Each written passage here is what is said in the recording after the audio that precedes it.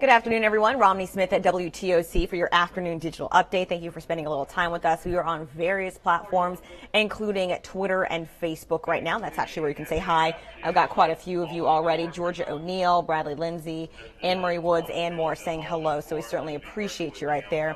Well, with another hurricane season fast approaching, McIntosh County still has unrepaired damage from Hurricane Irma 8 months ago.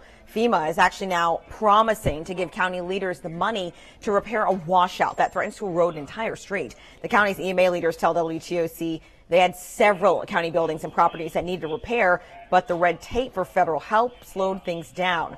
McIntosh County suffered a significant storm tide as well as damaging winds that sent floodwaters from the marshlands into homes and roads. We have paid for a lot of stuff out of our pocket or out of taxpayers' pockets and hope to be reimbursed by FEMA.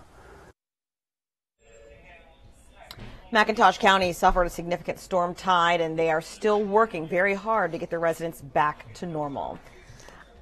Again, thank you so much for those of you joining us online. Charlotte Key is saying, hi, Romney, love y'all, love you right back. Thank you so much for sharing some of your afternoon with us. All right, moving right along, in-person voting in Georgia is currently happening right now. So it's for Georgia's primary election that will be held on May 22nd. Remember, you can only vote in the primary for the party you were registered with, meaning Republicans will only vote on Republican ballots. Democrats will only see their party's nominees.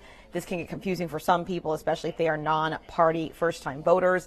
But Georgia Secretary of State Brian Kemp says his office is prepared to help. So we've been preparing for months. We had training with the county elections officials earlier, with the Department of Homeland Security on cybersecurity stuff. We've been working on, our normal processes that we do to get ready for the election, building the ballots, getting through qualifying, obviously, and moving into that process, and we're ready to go. Again, advanced voting in Georgia is going on right now. The primary election is May 22nd. Well, I don't know about you, but I heard this rumor when I moved to Savannah 6 months ago. There's a rumor saying that if you get a red light camera ticket in the mail, that you don't have to pay it. The reason is probably because there are hundreds of thousands of dollars worth of unpaid red light camera tickets. Well, I did some digging to find out what really happens when you get one of those tickets in the mail. I also spoke with local drivers who say they had doubts if they would pay the fine because they would question its legitimacy. Who's to say that it was me driving my own vehicle? Who's to say that a friend didn't have it? Who's to say that my girlfriend didn't have it?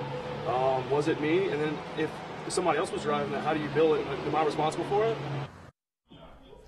You may be surprised to learn how many people are involved in red light tickets that don't pay and why you should think twice before throwing it out. I'll break down the numbers, the money, the safety, and the consequences if you don't pay.